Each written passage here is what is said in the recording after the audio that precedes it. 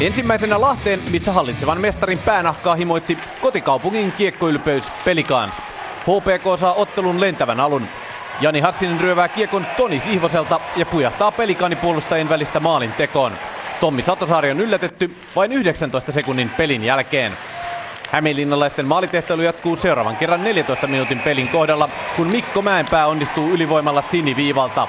Osumaan 95. liigaotteluaan tahkonneelle puolustajalle uran ensimmäinen tällä tasolla. Helsingin IFK:sta maalipulaan ajautunutta kerhoa jelppimään saapunut Alexis Ahlqvist joutuu antautumaan ensimmäisen kerran toisessa erässä.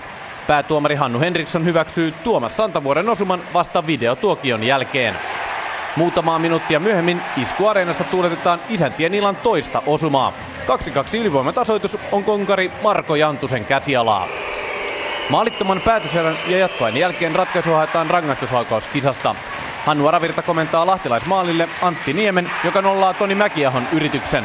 Taro Koivunen yllättää puolestaan Ahlqvistin ja 2 pistettä jää Lahteen.